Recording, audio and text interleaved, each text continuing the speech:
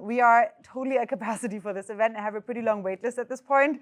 So, which is a great problem to have. I remember starting our Vision Weekends in San Francisco when I came to Foresight 10 years ago. And it was pretty small. It was 50 people at the end of each year. And now we have Vision Weekends not only in the Bay Area, but we have Vision Weekends in Germany, in Europe, and the next one will be in Puerto Rico in February. So yeah, if you want to know more about the Puerto Rican one, talk to this girl over here, Alex. She has been absolutely coaxing us into it and is now pretty much running that show. Okay, well, I know that you guys are very excited about some boring housekeeping at the end of the beginning of this evening, so let's start with that. First and foremost, who has filled in the participant registry already? Okay, if you haven't done so but want to, there are going to be QR codes all around the Institute, and you have all gotten plenty of emails that link you to the form here that fills in the participant doc. It's an entire registry where you can look at other people that are attending this event to give you guys the chance to actually meet other people. Next one up, we have our program. Who here has taken a look at our program yet? Okay, good. You guys are prepped. I like it. So on the program, boring housekeeping item number one. If you're, well, all of you guys, please don't show up here tomorrow. Tomorrow will be at the Internet Archive. Number one. Second one, if you're speaking tomorrow, make sure that you are about 10-15 minutes before you talk at that track, because it's going to be pretty fast, and some talks will be a little earlier, some a little bit later. Second one is that the talks are default recorded, unless you've told me otherwise. If you don't want your talk to be recorded, totally fine, just tell us. As many of you guys chose not to have them recorded, which is totally, totally fine. As a speaker on Sunday, where again will be at a different venue, as a speaker on Sunday, please also join the deep dive that is relevant for the section that you're speaking in. So if you're speaking in the Secure AI track, join the Secure AI deep dive, because many participants will want to talk to you in a smaller, moderated conversation. That would be absolutely amazing. And now the last very fun part of housekeeping, my favorite. Tomorrow night we're going to have a Cyber Futures ball and dinner at Future House. Where's Sam? Do we have Sam Rodriguez here? I know that he's here. But okay, well, we'll thank him anyways for hosting us tomorrow. They have an incredible space. So please bring your Cyber Futures costume already tomorrow in the morning, because we'll be going straight from the venue to the next venue for the Cyber Futures Ball. We will have some stuff for you guys too, if you don't want to bring a costume, but ideally you bring your own. It's really, really fun, we promise. All right, well, that's the boring housekeeping out of the way. Let's move into what we're going to do now. Who you're going to hear from now. So some of you actually have known Foresight now longer than I've known Foresight. And that's fantastic. What amazed me so much about the organization is that since 1986, there was a group of people thinking extremely ambitiously about the long-term future, and not just thinking about it, but actively trying to support research, project development, and companies towards incredibly ambitious futures in biotech, neurotech, nanotech, and AI. We have this pretty out there mission tree. So all of you guys are kind of part of the Foresight universe. You're all building you're building blocks of different aspects of what makes Foresight special. And I want to show you a little bit, like just roughly who you can expect to hear from today.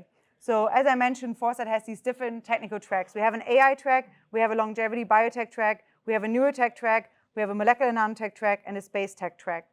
The first thing, of course, that we're trying to do in these tracks is advance technological development. And we do that through a few different ways I'll get into in a second. But for AI, for example, that means we want the goal of a super intelligent civilization, basically secure human AI cooperation and unprecedented abundance and prosperity. And I think we're pretty close. So we're funding people that are really trying to work on these areas. We want to avoid paths like AGI ruin, obviously.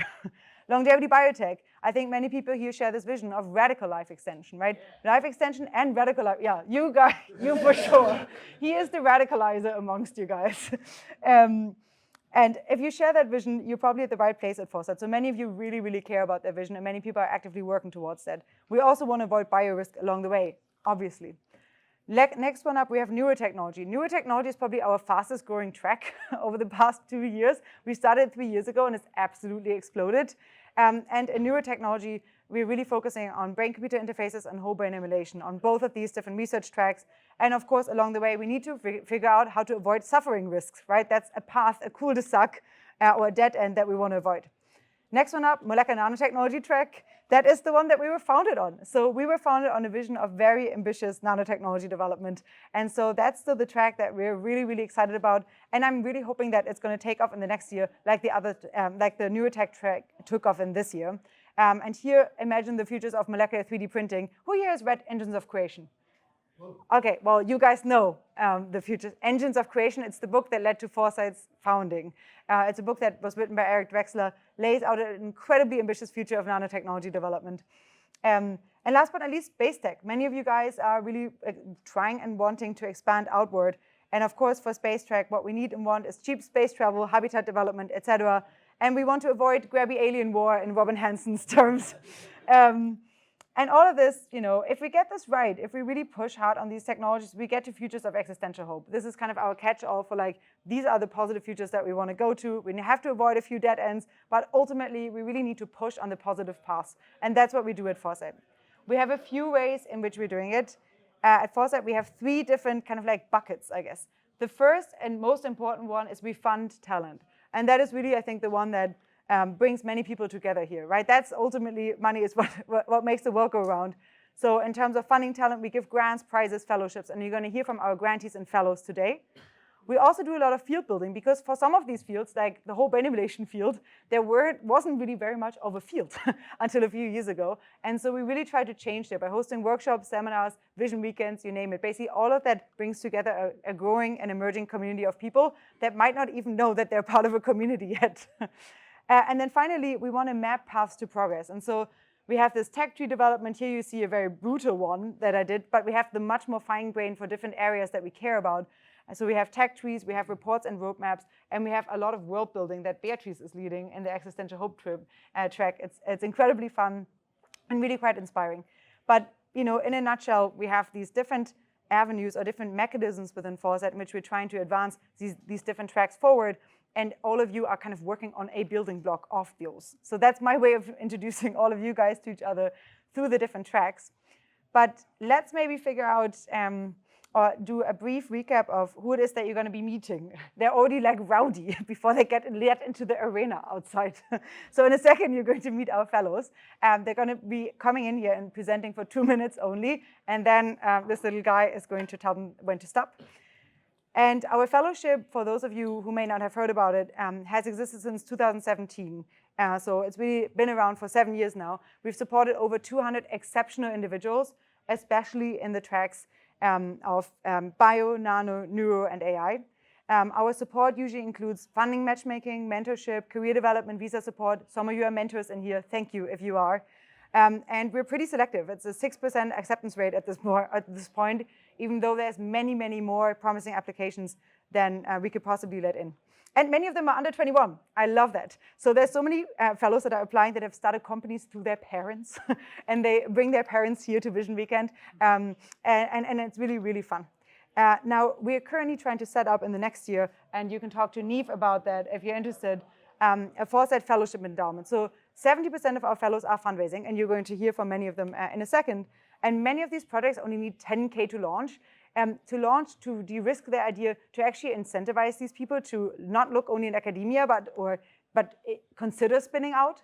Like many of these like initial phases of de-risking a project are really not very expensive. And so we really want to add a grants program to the fellowship so we can actually like seed fund many of the fellows that we're currently supporting through soft matchmaking, et cetera. And so if you care about these areas, if you care about reversible biostasis, healthcare 3.0, lab automation, if you care about molecular 3D printing, molecular simulation, and modeling software, if you care about brain-computer interfaces, whole brain emulations, neuro-informed AI, and finally, if you care about automating scientific discovery and improving sense-making, then A, you're at the right address because you're going to hear some about that, but also B, consider A, how you can help individual fellows, but also B, possibly partner with us to actually figure out how to set up a program that actually allows these people to get a small amount of cash. Many are really not asking for very much. So they don't know that I'm asking for that, but I really want to welcome you to reach out to us afterwards if you're excited about this, to incentivize these folks to really like work on ambitious projects. If you are interested in talking more about that, Neve over here is always happy to chat fellowship, endowment, and grants. But that's our biggest area in which we want to grow next year.